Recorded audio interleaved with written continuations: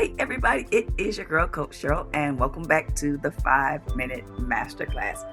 We've been talking about all things new in Ecamm 4.1, basically the overlays that have been overhauled and are absolutely fabulous. On last week we talked about shape overlays, and on today, we're going to be talking about all things text overlays. So if that's something you think that you would enjoy, let's jump in. We only got 5 minutes. Let's get to it. So here we are in the lab, and let's jump into this new text overlay.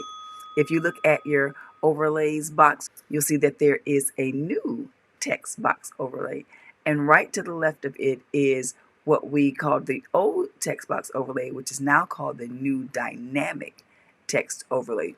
So let's just add some text to the screen and see how this all plays out. So if we click on the pencil icon, we'll see that we are using the dynamic style text box. And all this means is that your text is going to adjust to the size.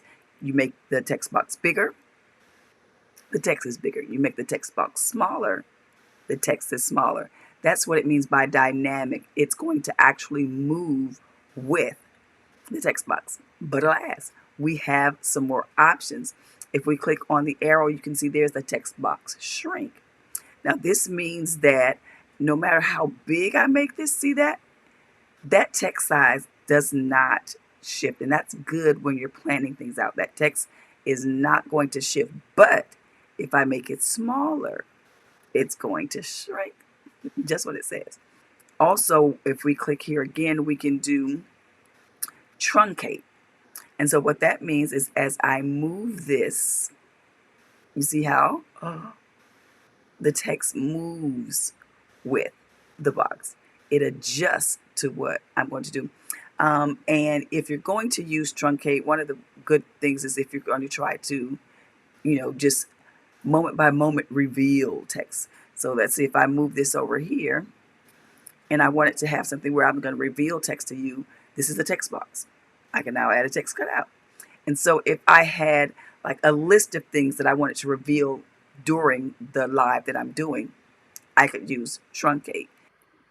And one of the other things, or the last option that you have, is scrolling ticker. So let's click on that. And you have a scrolling ticker. Now, scrolling ticker is one of my least favorite, so I typically don't use it very much, but you see that it works. So let's get into one of my favorite, which is the cutout.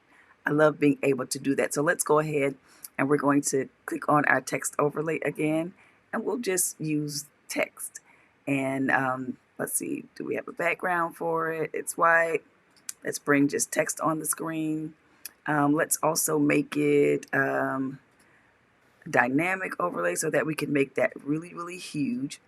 And so then also just click that pencil icon again and look here where it says cut out text.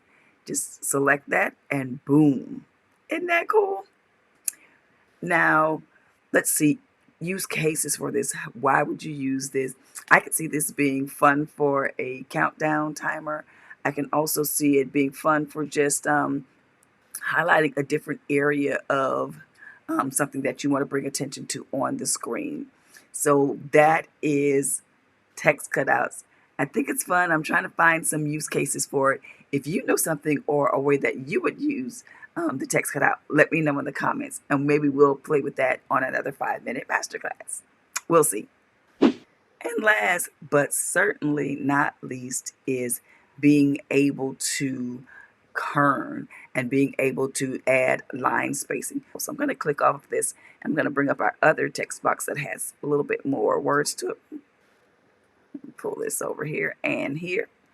And so if we click on the text box, click on edit text, it brings us to our edit text overlay.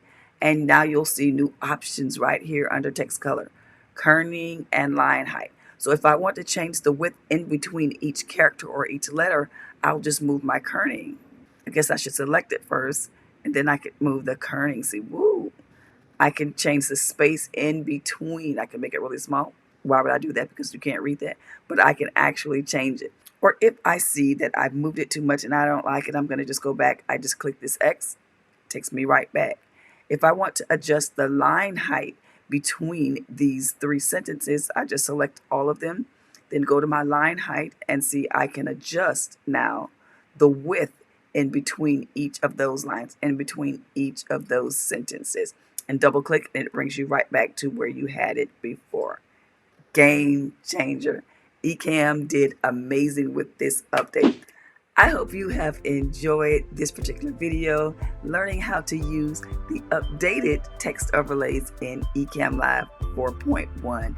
I've been having so much fun with it, but I want to know, how are you going to use, or if you're going to use the new update for the text overlays? Did you find them fun? Do you think it's too much?